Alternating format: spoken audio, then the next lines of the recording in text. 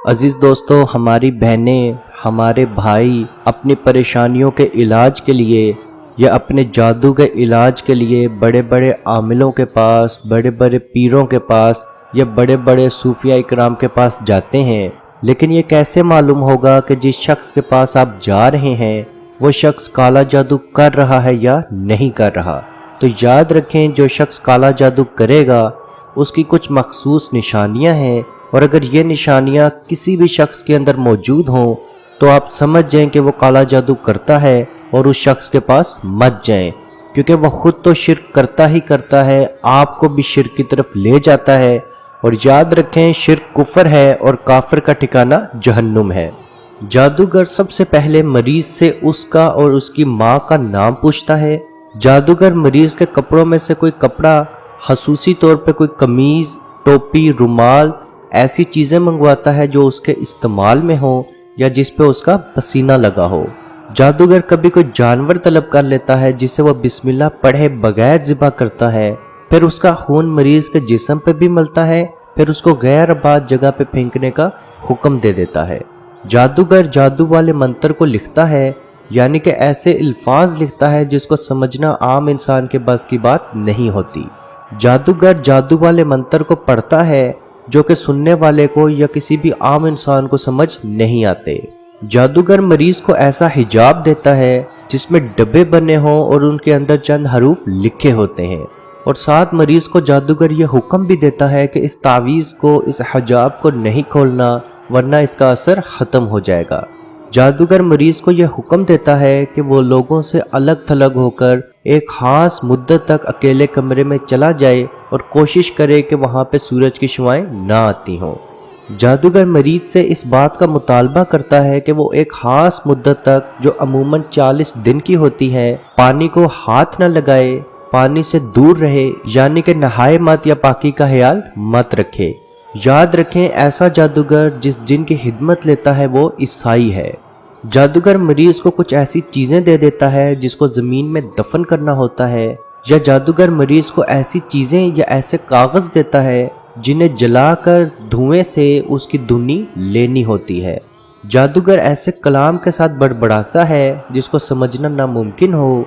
جادوگر سورت کی شروعات تو کرتا ہے، یعنی کہ قرآن پاک کی سورت پڑھنا شروع کرتا ہے، لیکن تھوڑی دیر کے بعد صرف بڑبڑانا یا ہونٹ ہلانا شروع کر دیتا ہے۔ جادوگر بعض اوقات مریض کو اس کا نام، اس کے شہر کا نام اور جس وجہ سے وہ اس کے پاس آیا ہو وہ اس کے پاس آتے ہی اس کو بتا دیتا ہے۔ جادوگر مریض کو ایک کاغذ یا پکی ہوئی مٹی کی پلیٹ میں چند حروف لکھ کے دیتا ہے جنہیں پانی میں ملا کر مریض کو پینا ہوتے ہیں۔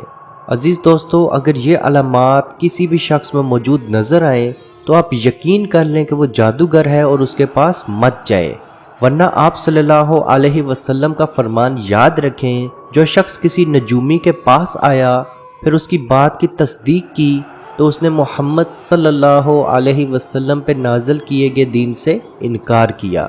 جادو بے شک برحق ہے، اور لوگ جادو کا سن کے بہت زیادہ پریشان یا ڈر محسوس کرتے ہیں، اور جادو کے علاج کے بہت سارے طریقے ہیں جن طریقوں کو کرنے کے لیے آپ کو کسی بھی جادوگر کے پاس یا کسی بھی عامل کے پاس یا کسی بھی بزرگ پیر کے پاس جانے کی ضرورت نہیں پڑے گی۔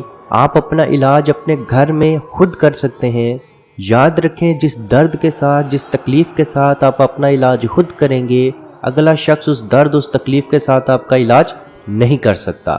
نبی کریم صلی اللہ علیہ وسلم پہ جب جادو ہوا تو آپ صلی اللہ علیہ وسلم نے اس کا توڑ سورہ فلق اور سورہ ناس سے کیا۔ جب کنویں میں سے حضرت علی رضی اللہ عنہ نے جادو باہر نکالا تو حضرت علی رضی اللہ عنہ کا فرمان ہے کہ اس پہ چند گرہیں لگی ہوئی تھیں، تو آپ صلی اللہ علیہ وسلم سورہ فلق اور سورہ ناس کی تلاوت کرتے جاتے اور وہ گرہیں اپنے آپ کھلتی جاتی۔ اور اس کے ساتھ آپ صلی اللہ علیہ وسلم کی حدیث ہے کہ جو شخص رات سونے سے پہلے سورہ بقرہ کی آخری 2 آیات جو کہ 285 اور 286 ہے، اس کی تلاوت کر لے تو وہ اس کے لیے بہت ہے۔ اور اس کے ساتھ ایک اور روایت بھی ہے، جو شخص رات سونے سے پہلے آیت الکرسی کی تلاوت کر لے تو اللہ پاک ایک فرشتہ اس کی حفاظت کے لیے مقرر کر دیتے ہیں۔ جادو کا علاج بہت ہی آسان ہے۔ آپ جب رات سونے کے لیے بستر پہ جائیں تو ایک مرتبہ آیت الکرسی، ایک مرتبہ سورہ بقرہ کی آخری 2 آیات جو کہ 285 اور 286 ہے، اور 3 مرتبہ سورہ فلق اور سورہ ناس۔ ان کو پڑھنے کے بعد دونوں ہاتھوں پہ تھو تھو کر کے پورے جسم پہ پھیر لیں۔ انشاءاللہ آپ پہ ہوا جادو مکمل طور پہ ختم ہونا شروع ہو جائے گا۔ اور اگر اپنا علاج آپ زیادہ جلدی کرنا چاہتے ہیں تو دن کے وقت 1 مرتبہ سورہ بقرہ کی تلاوت ضرور سن لیں، کیونکہ روایت موجود ہے جس گھر میں سورہ بقرہ پڑھی یا سنی جائے وہاں سے شیطان غائب ہو جاتا ہے، شیطان وہاں سے چلا جاتا ہے۔ آپ یہ عمل کر کے دیکھیں، آپ کو کسی بھی جادوگر کے پاس، کسی بھی عامل کے پاس، کسی بھی پیر کے پاس جانے کی ضرورت نہیں پڑے گی۔ اللہ پاک سے دعا ہے کہ ہم سب کو اپنے حفظ و ایمان میں رکھے اور کشمیر کے بھائیوں پہ خصوصی رحم فرمائے اور ان کو آزادی کی نعمت عطا فرمائے۔ آمین۔ اللہ حافظ۔ اعوذ باللہ من الشیطان الرجیم، بسم اللہ الرحمن الرحیم، للہ ما فی السماوات وما فی الارض وَإِن تُبْدُوا مَا فِي أَنفُسِكُمْ أَوْ تُخْفُوهُ يُحَاسِبْكُم بِهِ اللَّهُ فَيَغْفِرُ لِمَن يَشَاءُ وَيُعَذِّبُ مَن يَشَاءُ وَاللَّهُ عَلَى كُلِّ شَيْءٍ قَدِيرٌ۔ آمن الرسول بما أنزل إليه من ربه والمؤمنون كل آمن بالله وملائكته وكتبه ورسله لا نفرق بين أحد من رسله وقالوا سمعنا وأطعنا غفرانك ربنا وإليك المصير۔